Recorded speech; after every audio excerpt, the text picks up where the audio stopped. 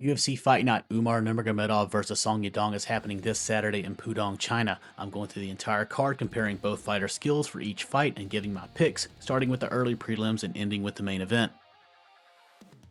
Alright, we are kicking off this card in the welterweight division with Meng taking on UFC newcomer Cam Nilson. Both guys come in as C-tier fighters, but with very different archetypes. Meng is a power striker while Nilson is an MMA generalist. Nothing really stands out with him. And the first thing that jumps out here is the experience difference. Meng is 35-10 while Nilson is just 7-1 making his UFC debut. Meng is still looking for his first UFC win after dropping a split decision in his debut to Jose Souza back in May, while Nilson comes in riding a 5-fight winning streak. Now let's look at the finishing profile, because this is where Meng really stands out. He has 28 knockout wins, 2 submissions, and 17 first-round finishes. In fact, those 28 knockouts are the most of any current welterweight on the UFC roster. Nilson has a much smaller sample size with 2 knockouts, 3 submissions, so his finishing ability is a bit more balanced between striking and grappling. Now let's get into the skill matrix, starting with Pillar 1, Fight IQ and Athletic Tools. These two are pretty close, but Meng's 8 in Resolve stands out, and with 45 professional fights, he's obviously been through considerably more adversity and high-pressure situations than Nilson has. In Pillar 2, Striking and Stand-Up Defense, we get Meng's biggest advantage. He has an 8 in striking compared to Nelson's 6, and Nilson also has just a 6 in striking defense. For a UFC debutant, that's a dangerous combination against somebody with 28 career knockouts. In Pillar 3, Grappling and Control, this flips heavily towards Nilson. He has 7s across the board, while Meng has a 6 in Wrestling and Top Control with 5s in Takedown Offense and BJJ. So if Nilson wants to take away Meng's biggest weapon, the grappling looks like his clearest path to victory. And finally, Pillar 4 is Defense Scrambles and Ground Survival. Nilson again has the advantage. Meng has just 5s in BJJ defense and off the back, so Nilson could create some real problems if he can consistently get the fight to the ground. And when we combine all 16 of these skill scores, we get the Fighter Index Composite score, which represents how complete each fighter is. Nilson comes in at a 6.8 compared to a 6.3 for Meng. And now we get to the Fighter Index verdict, and here I'm going to go against the composite scores. Nilson may be the more complete fighter, and I think his grappling is the biggest threat to Meng here. But he's also making his UFC debut with only 8 professional fights against a guy who's had 45 fights. And if Nilson spends too much time standing with Meng, I think that's eventually going to catch up with him. Meng has the experience, the better striking score, and more importantly, 28 career knockouts to prove that when he finds an opening, he knows how to finish. So my Fighter Index pick is Meng gets a KO or TKO in the later rounds by ground and pound. Alright, up next in the women's strawweight division with Jingnan versus Julia Polastri. According to the Fighter Index, both women come in as B-tier fighters, but stylistically they're pretty different. Xiong is a pressure striker while Polastri is a technical striker. And even though Xiong only has 1 UFC fight, she obviously isn't your typical UFC sophomore if you look at her record. Xiong is 19-3 overall, a former 1 world champion who defended that title 7 times, and she made her UFC debut back in May against Angela Hill, losing by unanimous decision. Before coming to the UFC, Xiong had been competing at a high level for years, including that long championship run in 1. Polastri comes in with more UFC experience, and while she doesn't have Xiong's championship resume, she's won 6 of her last 9 fights. When we look at how they fight, the numbers really reinforce Xiong's pressure striker archetype. She has 11 knockout wins, 7 first-round finishes, and only 1 submission, and that submission came way back in her professional debut in 2014. Polastri is a little more balanced as a finisher with 5 knockouts and 3 submissions. So now let's look at the skill matrix. This is where we quantify and score these fighter skills. Pillar 1 is Fight IQ and Athletic Tools, and this is an area where Xiong grades extremely well. She has 9s in Stamina and Resolve, and those are 2 scores that fit what we've seen throughout her career. She's experienced in long fights, she's comfortable maintaining pressure, and she's difficult to discourage when fights aren't going her way. Pillar 2 is Striking and Stand-Up Defense, and this is where the matchup gets interesting. Xiong has an 8 in striking and an 8 in chin, but she also has a 5 in striking defense. Polastri's striking defense is better at 7. So Xiong is the more dangerous offensive striker, but she's hittable. Just go look at the Angela Hill fight. That's an important distinction because her pressure sometimes requires her to accept offense in order to give it back, so she's willing to take 2 to give 1. Pillar 3 is Grappling and Control, and neither fighter's really defined by this part of the matrix. Xiong does have the better wrestling and top control scores, but I don't think that she needs to turn this into a grappling match to have success. Her clearest advantages are elsewhere. And finally, Pillar 4 is Defense and Ground Survival. Xiong's 8 in takedown defense stands out here. That's another score that helps her to dictate where the fight takes place. If Polastri wants to get away from the pressure and striking exchanges, consistently forcing Xiong to the ground isn't necessarily going to be an easy alternative. And when we combine all 16 of these skills, we get the Fighter Index composite score, which represents how complete each fighter is. Xiong comes in at a 7.0 compared to a 6.1 for Polastri. That doesn't automatically tell us who's going to win the fight, but it does tell us, according to the Fighter Index, Xiong has demonstrated a more complete overall skill set. For Polastri, I think the 5 in striking defense is the score to attack. She can't allow Xiong to dictate every exchange just because Xiong is coming forward. If she can stay composed, make Xiong miss, and consistently punish those openings, she can have success. But I'm taking Xiong. She's the more dangerous offensive striker. I like the stamina and resolve advantages. I trust her more to establish the pace and force Polastri into the type of fight she wants. So another thing that we really can't measure in the Matrix is Jingnan is mean in the cage. There's an aggression and a nastiness to the way she fights once she starts building momentum, and I think that's going to matter here. I expect Polastri to land and have success, but I think Xiong keeps coming, keeps applying pressure, and gradually takes over the fight. So my Fighter Index pick is Jingnan is going to win by unanimous decision. Next up, we stay in the bantamweight division with Lawrence Louis taking on UFC debutant Hector Santiago. Louis comes in as a B-tier complete technician while Santiago is a C-tier power striker, and I think those archetypes give us a pretty good idea of the difference between these two. Santiago has some danger on the feet, but Louis has a much bigger toolbox to work with. Louis comes in at 8-1, while Santiago is 6-1 in making his UFC debut, so neither guy has a huge professional resume, but Louis has been perfect over his last 5 fights. Now let's get into the finishing profile. Louis has 4 wins by knockout, 1 first round finish, while Santiago has 5 knockouts and 4 which came in the first round. Now for the skill matrix. Starting with Pillar 1, Fight IQ and Athletic Tools, Louis has a slight advantage. His 8s in stamina and resolve stand out, and I think that resolve score fits the type of fighter he is. He's scrappy, he's willing to make things ugly, and he's comfortable working through adversity. In Pillar 2, striking and stand-up defense, this is where Santiago has his best opportunity. Santiago and Louis both have 7s in striking, and Louis is definitely hittable. He tends to wing some of his punches while Santiago throws a little straighter and could catch him in those exchanges, but Santiago only has a 6 in striking defense, so I don't necessarily trust him to dominate in a prolonged striking fight either.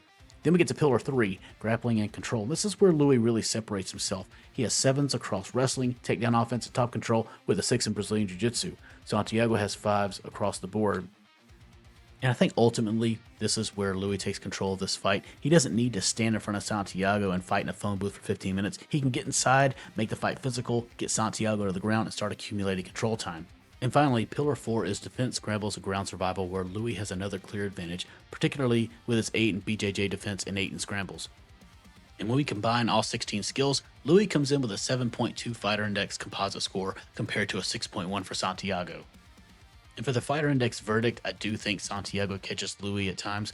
Louis' striking defense isn't great, and Santiago's straighter punches could give him some problems at times, but Louis simply has more ways to win this fight. I think he mixes up the striking and grappling, gets Santiago to the ground, and uses his control to take over stretches of each round. My Fighter Index pick is Lawrence Louis wins by unanimous decision. Next up, we stay in the bantamweight division with Xiaonan taking on Francesco Nuzzi. Both fighters come in as C tier, with Xiao classified as a pressure striker and Nuzzi as a technical striker. And just like the first 2 fights, experience is an important part of the story here. Xiao is 27-11 and already has 3 fights in the UFC under his belt. He's coming off a competitive unanimous decision loss to former bantamweight champion Cody Garbrandt. Nuzzi comes in at 11-2, and this will be his UFC debut, so while Xiao is actually the younger fighter at 28, he has almost 3 times as many professional fights.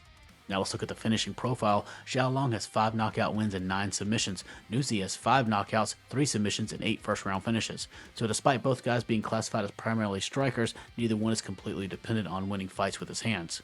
Now let's get into the skill matrix.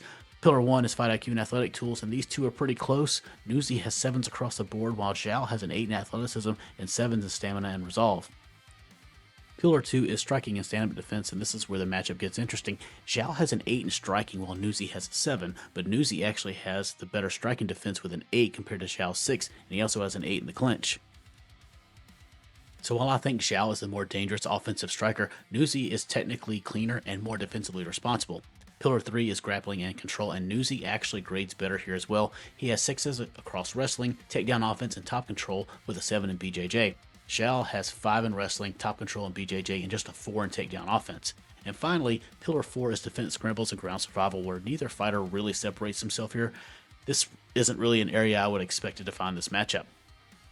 And now we combine all 16 skill scores, and Nuzzi, the inexperienced guy, actually comes in with a higher fighter index composite score. He has a 6.6 compared to a 6.1 for Xiao. But I'm going against the composite score again. Nuzzi made grade as a slightly more complete fighter, and I think his 8 in striking defense could make the early part of this fight competitive. But there's such a massive experience gap here. Xiao has 38 professional fights. He's already fought inside the UFC, and most recently went 3 rounds with Cody Garbrandt. Take that with a grain of salt if you want to.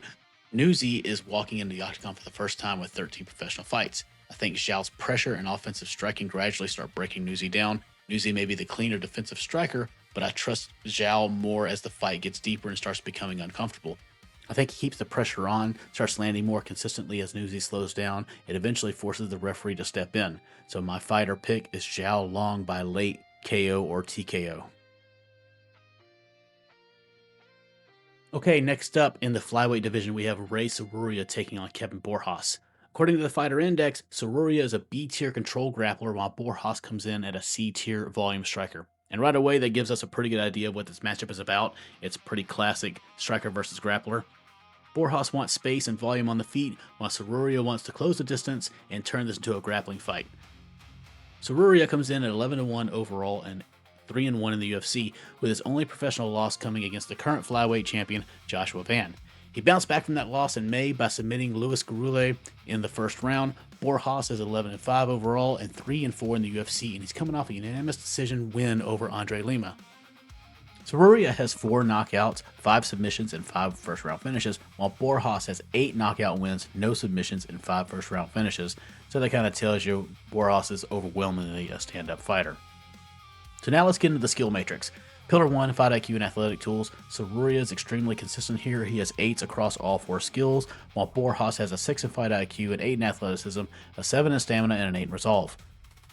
The fight IQ difference is the one that stands out the most to me. Tsuruya is a very creative grappler, and once he gets into those positions, he's really good at chaining from one position to another. Pillar 2, striking and stand-up defense. This is where Borjas has his best advantage. He has an 8 in striking compared to Tsuruya's 6, and that's significant. Tsuruya also has a tendency to carry his chin high, and we saw that in the Joshua Van fight because he took advantage of the striking difference when they fought. Van was able to outstrike him and repeatedly prevent the grappling from taking over the fight, so if Borjas can keep the fight standing, he has a very real path to winning it. Pillar 3 is grappling and control, and, well, if it gets into this phase, Borjas is going to have a long night. Tsuruya has a 9 in wrestling, a 9 in takedown offense, an 8 in top control, and an 8 in Brazilian Jiu-Jitsu. Borjas has a 5 in wrestling, a 4 in takedown offense, and 5s in both top control and Brazilian Jiu-Jitsu, and that's a huge difference. Tsuruya doesn't need to outstrike Borjas, he needs to get in close, use his striking, and initiate the clinch, start chaining takedowns together. He currently is averaging just over 5 takedowns per 15 minutes in the UFC, and that's pretty significant. And finally, Pillar 4 is defense, scrambles, and ground survival, and Tsuruya has the advantage here as well, no surprise. The score I'd pay attention to is Borjas's 5 and off the back. That's a dangerous weakness against a fighter like Tsuruya with his wrestling, control, and submission ability. Since Borjas is underneath him, I think getting back to a clean striking range is going to be pretty difficult for him. And when we combine all 16 skills, we get the fighter index composite score, which represents how complete each fighter is. Tsuruya comes in at a 7.9 compared to a 6.1 for Borjas. For Kevin Borjas, the path to victory is pretty straightforward. He needs to keep Tsuruya at the end of his punches, punish him on the entries, and force him to fight at range. Borjas is the better striker, and we've already seen that striking could be Tsuruya's vulnerability. But Kevin Borjas is not Joshua Van, and I don't trust his defensive grappling enough to keep Tsuruya out of his game for 3 rounds. I think Tsuruya gets through the striking range, forces the clinch, gets him down, and once he establishes the top position, that 8 in Brazilian Jiu-Jitsu against Borjas' 5 and off the back and 6 in Brazilian Jiu-Jitsu defense becomes a major problem. My pick is that Ray Tsuruya gets this done by no later than a second round submission. Next up is a fight in the featherweight division with Jack Jenkins taking on Sean Woodson. According to the Fighter Index, both men are B-tier fighters, with Jenkins classified as a technical striker and Woodson as a ranged striker. And the first thing that jumps out here is obviously the size difference. Jenkins is 5'7" with a 68-inch reach, while Woodson is almost 6'3" with a massive 78-inch reach. That's a 10-inch reach advantage for Woodson, and for a fighter whose entire archetype is built around controlling range, that's a pretty significant weapon. Jenkins comes in at 14-4 overall, while Woodson is 13-2-1. Jenkins has won 11 of his last 13 and is coming off a unanimous decision win over Ramon Tavares. Woodson's last appearance was a stoppage loss to Dan Ige, which snapped a long unbeaten run and his first loss in the UFC. Their finishing numbers are pretty balanced. Jenkins has 6 knockouts and 3 submissions, while Woodson has 4 knockouts and 1 submission. Woodson has increasingly been a decision fighter. 8 of his 13 wins have gone the distance. Now let's get into the skill matrix. Pillar 1, Fight IQ and Athletic Tools. These two are very close. Jenkins has 8s across the board, while Woodson has 8s in Fight IQ, Athleticism, and Resolve, with a 9 in Stamina. Pillar 2 is striking and stand-up defense, and this is Woodson's strongest area. He has a 9 in striking and an 8 in striking defense compared to Jenkins' 8 and 7. Combine those scores with that enormous reach advantage, and Jenkins probably doesn't want to spend 15 minutes trying to have a clean kickboxing match at Woodson's preferred distance. Pillar 3 is grappling and control, and this is where Jenkins has a significant advantage. He has 7s in wrestling and takedown offense compared to Woodson's 5 in wrestling and 4 in takedown offense. Jenkins has the better top control score as well.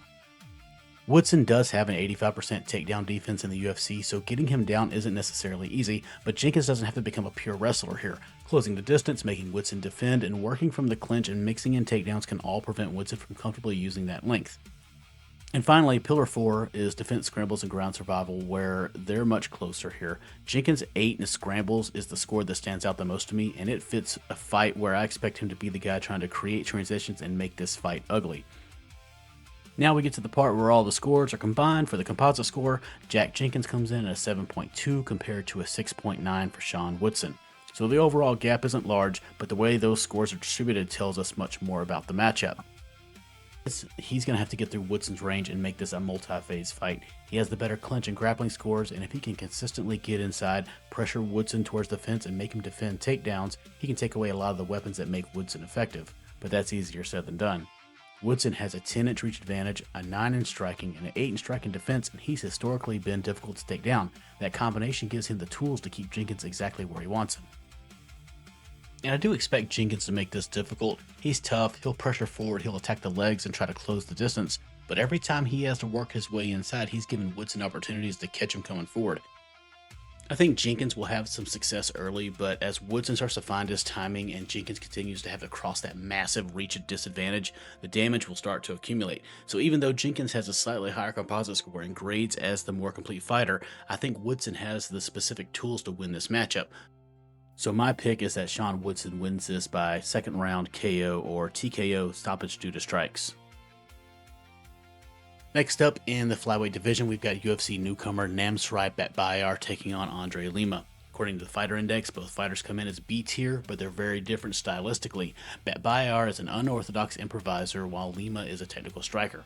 Batbayar comes into this fight 10-1, and he's one of the more interesting newcomers on this card. He won Road to the UFC, and he's currently riding a 6-fight winning streak.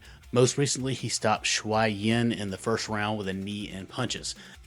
Lima is 11-1, and that one loss is pretty recent. He was undefeated before dropping a unanimous decision to Kevin Borjas in June. Before that, Lima had won his first 4 fights in the UFC, including a third-round rear-naked choke over Daniel Bairez. The finishing numbers are where Batbayar immediately gets my attention. He has 5 knockouts and 5 submissions, so all 10 of his professional victories have come by finish, with 6 of those coming in the first round. Lima has 5 knockouts and 1 submission, with 4 first-round finishes. So Batbayar is dangerous pretty much everywhere, while Lima's background is much more striking-oriented. He came into MMA after an extensive kickboxing career and was a multiple-time Brazilian and South American kickboxing champion. Now let's get into the skill matrix. Pillar 1. Lima actually has some advantages here. Both have an 8 in athleticism, but Lima also has 8s in stamina and resolve, while Batbayar has 7s in both. Batbayar is explosive, but Lima has already shown the ability to operate consistently over longer fights. Pillar 2, and this is where Lima has the clearest advantage. Both have an 8 in striking, but Lima has a 7 in striking defense compared to Batbayar's 7, and an 8 in chin compared to Batbayar's 7. But Pillar 3 is where this fight completely changes. Batbayar has 7s in wrestling, takedown offense, and top control with an 8 in Brazilian Jiu-Jitsu. Lima has a 5 in wrestling, 4 in takedown offense, and 5s in top control and BJJ. And that versatility is what makes Batbayar so interesting. He's not dependent on the striking. If Lima starts getting comfortable on the feet, Batbayar has an entirely different phase of the fight he can go to. Pillar 4. Batbayar again has the advantage, particularly with an 8 in scrambles. Lima's defensive grappling isn't terrible. His UFC takedown defense is currently at 76%, but the matrix shows that Batbayar as the much more capable fighter once the exchanges become chaotic. Now that we've combined all their skill scores, Batbayar comes in at 7.1 and Lima comes in at 6.5. So Batbayar grades as the more complete fighter largely because he has significantly more to offer once this fight leaves the striking phase. For Lima, I think the path to victory is keeping this fight clean and technical. He's the more proven UFC fighter, and if he can keep Batbayar at range, he's skilled enough to punish some of that unpredictability. But I think I'm going to go with Batbayar on this one. I think he's good enough on the feet to stay competitive with Lima, and once he starts mixing in the wrestling and the grappling, he has a clear advantage. Combine that with his unpredictability, and Lima simply has more threats to account for. I think Lima makes him work for it, but Batbayar's versatility allows him to consistently find ways to win rounds. My fighter pick is Namsrai. Batbayar wins by unanimous decision. Up next in the flyweight division, we've got a newly announced fight between two undefeated UFC debutants, Bilal Hasan and Nilson Rojas. And Hasan is making an incredibly quick turnaround here. He earned his UFC contract on Dana White's Contender Series, where he needed just 45 seconds to stop Madral Sakaya. Now he's turning right around and making his UFC debut in China. Both guys come in this fight 9-0, with Hasan being a B-tier dynamic striker while Rojas is a C-tier dynamic striker. And despite having the same archetype and identical records, there's a pretty clear difference in how developed these two are right now. Both guys have 7 knockout wins, so there's plenty of finishing ability on either side. Hasan also has 1 submission victory, and 8 of those 9 professional wins have come by finish. Physically, Hasan is 25 years old, 5'7" with a 70-inch reach. Rojas is 27, 5'5", so Hasan will have a little more size to work with here. Now let's get into the skill matrix. Pillar 1, these guys are actually identical. Both have a 7 in fight IQ, 8 in athleticism, 7 in stamina and resolve, so there's really nothing separating them in this part of the matrix. Pillar 2, they're pretty similar here offensively as well. Both have an 8 in striking with 7s in clinch and chin. The only difference is striking defense, where Hasan has a 7 compared to Rojas' 6. And with both of these guys having 7 knockout wins, that defensive difference could matter. Hasan isn't just explosive offensively. I think he's the more polished of the two when it comes to creating his opportunities without giving as much back. Now we get into Pillar 3, and this is where Hasan starts to separate himself. He's got 7s in wrestling, takedown offense, top control, and Brazilian Jiu-Jitsu. Rojas has 6 in wrestling, top control, but drops to 5s in takedown offense and Brazilian Jiu-Jitsu. I don't necessarily expect Hasan to come out here looking to wrestle, but I think it's important because he has another phase of the fight he can comfortably go to if he needs it.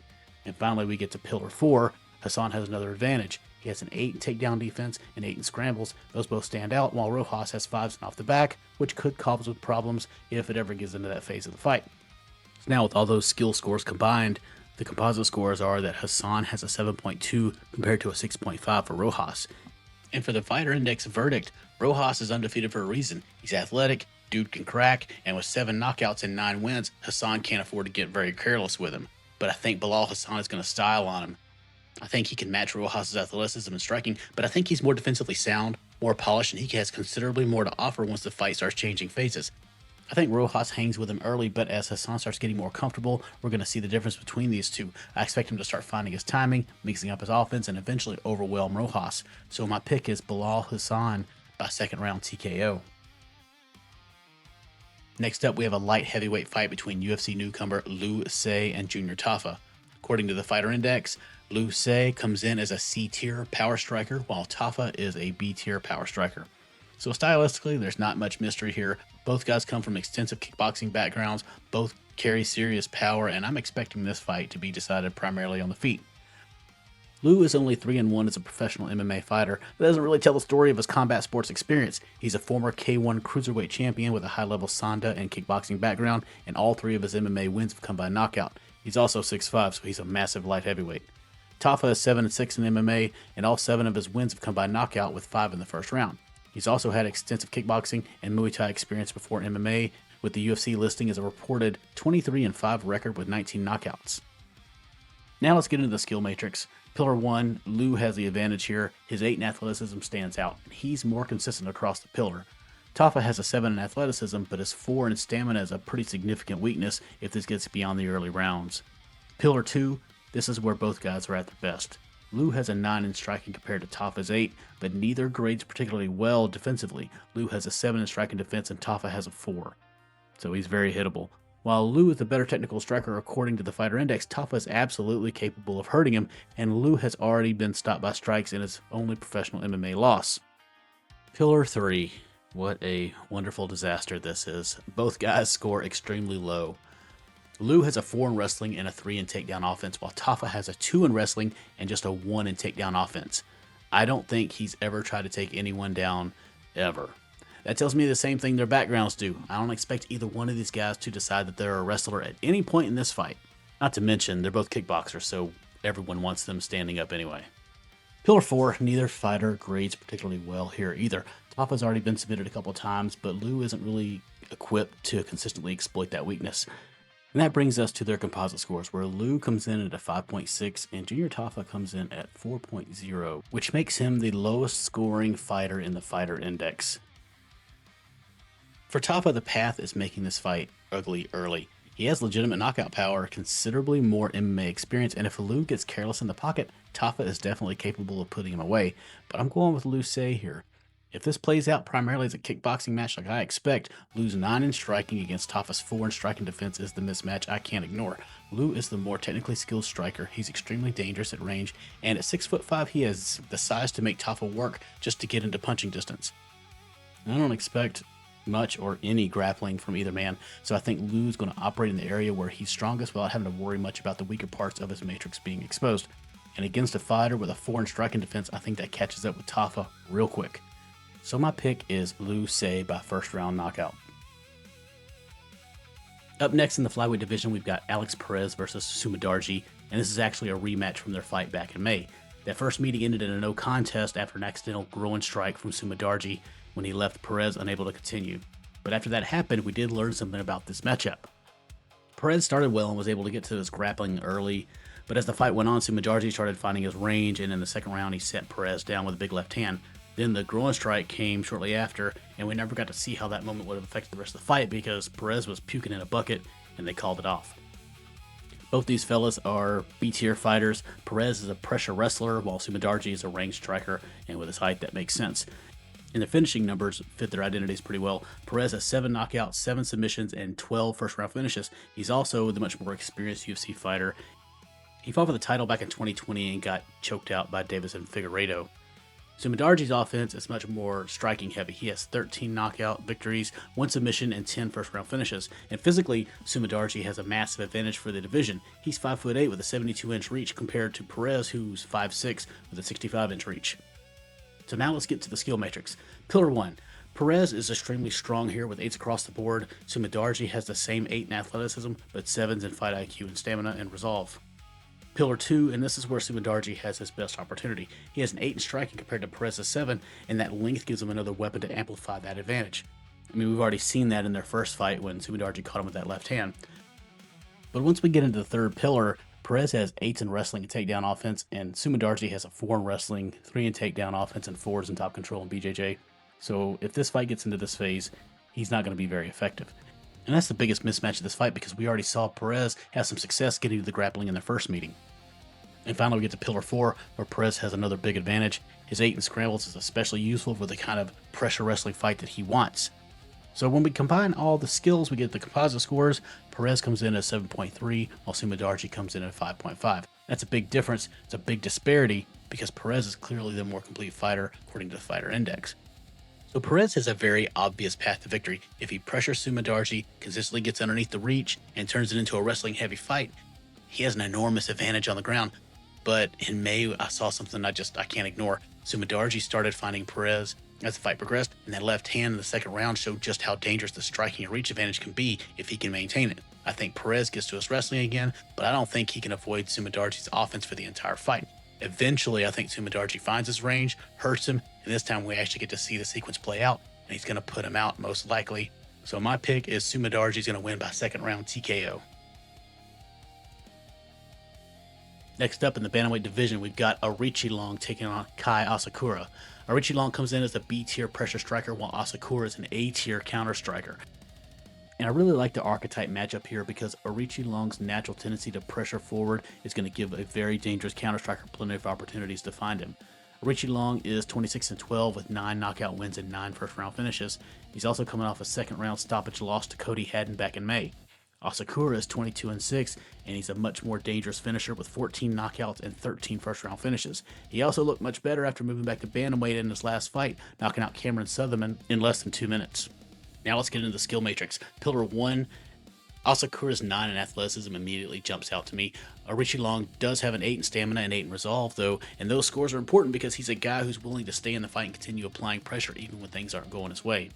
Pillar 2, Asakura has the biggest advantage. He's got a 9 in striking compared to Long's 7, and I think that's the most important score in this fight. Asakura is faster, more explosive, and much more dangerous when opponents give him openings to counter.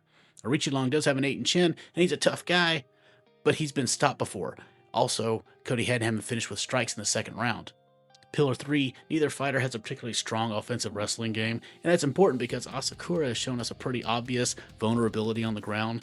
His first 2 UFC fights ended with him being submitted by Alexandre Pantoja and Tim Elliott, which is nothing to be ashamed about, but still.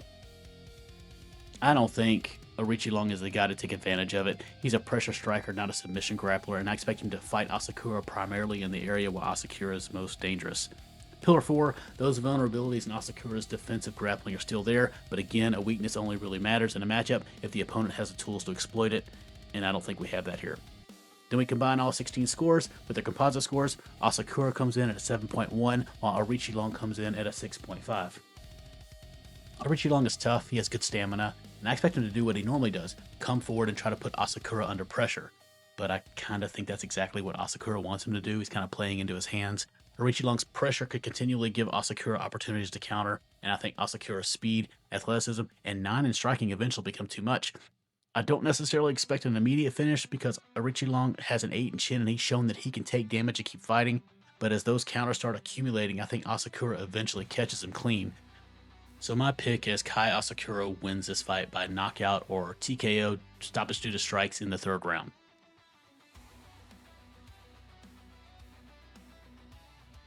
And now we get into the co-main event in the women's strawweight division. We have Xiaonan taking on Denise Gomes. Yan is an A-tier technical striker, while Gomes is a B-tier power striker. And Gomes has earned this opportunity. She's won 4 straight fights, most recently taking a unanimous decision win over Tisha Pennington. Before that, she stopped Elise Reed in the 2nd round, and overall, she's won 6 of her last 7. She's also got 7 knockouts in 12 professional fights, so there's legitimate power coming back at Yan in this fight.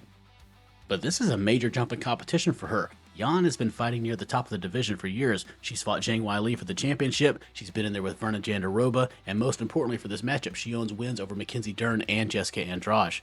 That Andrade fight especially gets my attention here because Andrade is another aggressive power striker, and Yan absolutely punished her for trying to close the distance recklessly, knocking her out in the 1st round. I'm not saying Gomes and Andrade are identical fighters, but Yan has already shown that she knows how to deal with that type of threat. Now let's get into the skill matrix. Pillar 1, Yan is incredibly consistent with 8s across all 4 skills.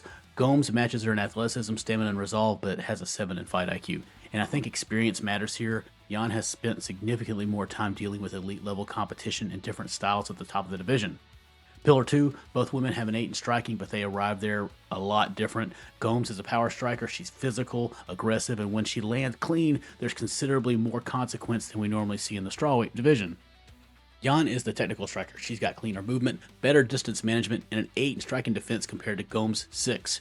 That's probably the most important striking score in this matchup. Gomes needs to get herself into exchanges where her power can matter. Yan is very good at making aggressive fighters pay while they're trying to create those exchanges.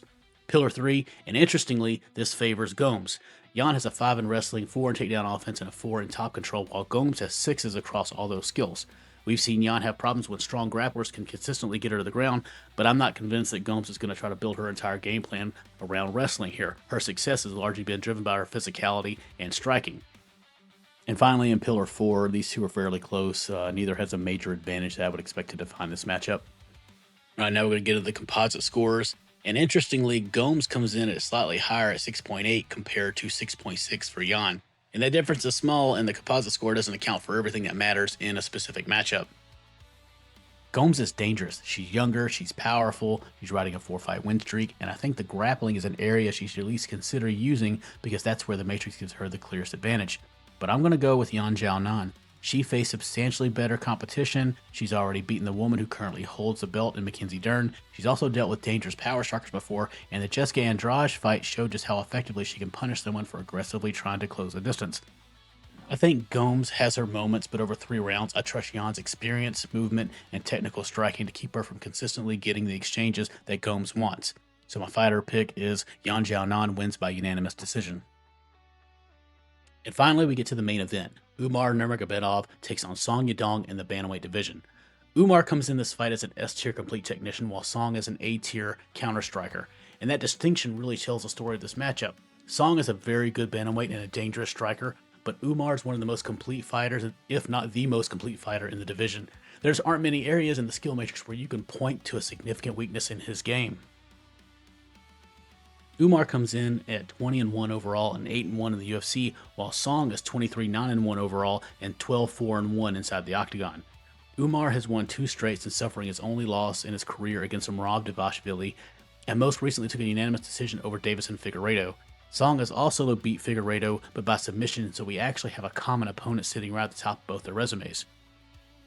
Song is also the younger fighter, despite having considerably more professional and UFC experience. He's been fighting established UFC competition for a long time now, but we've also seen him struggle to get over that final hurdle against the elite of the division. Now, when they fight, Song is clearly the bigger knockout threat. He has 9 knockouts and 7 first-round finishes, while Umar only has 2 knockout victories. Umar's finishing game has been much more submission-oriented, with 7 submission wins, and that power is probably Song's strongest weapon in the matchup. He's a counter-striker, he's explosive, and if Umar gives him an opening, Song is capable of making him pay for it. But once we get into the skill matrix, you start seeing how difficult this matchup is for him. Starting in Pillar 1, Umar has 9s across the board. Song is good in all 4 areas, but the score I'm really looking at is stamina, where Umar has a 9 compared to Song's 7. And over 5 rounds, that's significant, especially if Song is spending portions of these rounds defending takedowns, fighting through clinches, and trying to get back to his feet. Moving to Pillar 2, this is supposed to be Song's territory, but Umar still has the advantage. Song has an 8 in striking, and there's no question that he's dangerous, but Umar has a 9 in striking and a 9 in striking defense. That's important because Umar doesn't have to immediately start shooting takedowns just to survive on the feet. I think he can comfortably strike with Song, and that constant threat of the wrestling should make Song's counter-striking even more difficult to establish. Umar also has an 8 in clinch compared to Song's 6, and that's where we started getting into the biggest problem Song is going to have in this fight. Because once we get to Pillar 3, the skill matrix isn't even close. Umar has a perfect 10 in wrestling with 9s in takedown offense, top control, and Brazilian Jiu-Jitsu, while Song has a 6 in wrestling and 5s in takedown offense, top control, and Brazilian Jiu-Jitsu. And this is where I think Umar can completely dictate this fight. He doesn't have to force takedowns from halfway across the cage. He can strike with Song, work his way into the clinch, and start connecting everything together. And once he gets Song down, he doesn't necessarily need the submission. That 9 in top control gives him the ability to keep Song underneath him, make him work, and just start taking minutes off the clock. And then we get to Pillar 4, and things are not going to get any better for Song because Umar has another significant advantage. Song actually has an 8 in takedown defense, which is a legitimate strength. The problem is that it's being tested against Umar's 10 in wrestling and 9 in takedown offense. And if Song does get taken down, his 5 and off the back becomes one of the most important scores in this matchup because he's not going to be able to do much. And then we get to their composite scores, and oh boy, Umar comes in at 8.9 compared to Song's 6.8. And that's not to say that Song's a bad fighter. He's a very good fighter. He's an A-tier bantamweight. I think this just tells us how complete Umar is. For Song, the path is keeping the fight at range, finding Umar coming forward and making him pay with the counter-striking, but I think that's going to be extremely difficult to sustain for 25 minutes. Umar can compete with him on the feet, he has the advantage in the clinch, and once he decides to wrestle, the skill matrix shifts overwhelmingly in his favor, and I actually think Song is tough enough and defensively capable enough to survive. He's never been submitted. I'm not expecting Umar to run through him and get an easy finish. I'm expecting something more dominant than that. I think Umar wins the striking exchanges, mixes in the clinch and wrestling whenever he wants it, controls Song on the ground, and never really allows him to establish that kind of fight he needs. Song may have moments because he's too good and too dangerous not to, but when the final horn sounds, I don't think there's going to be much question about who won this fight. I'm taking Umar Nurmagomedov to dominantly win all 5 rounds and take a unanimous decision. And that's how I see UFC Fight Night China playing out. Those are my picks. And when we look at the skill matrix, it gives us a pretty good idea of where each fight could actually be won or lost when we look at it. Now I want to hear yours. Let me know in the comments which picks you agree with, which ones do you think I got completely wrong, and what matchup you're most interested in watching. And after the fights, we'll get some answers. We'll see which advantages actually mattered, which weaknesses got exposed, and whether any of these fighters need to be reevaluated in the fighter index. We can see their scores go higher or lower. So if you enjoyed the breakdown, hit the like button, subscribe to the channel, and I'll see you for the next fight card. Thanks for watching the Fighter Index. Catch you on the next one.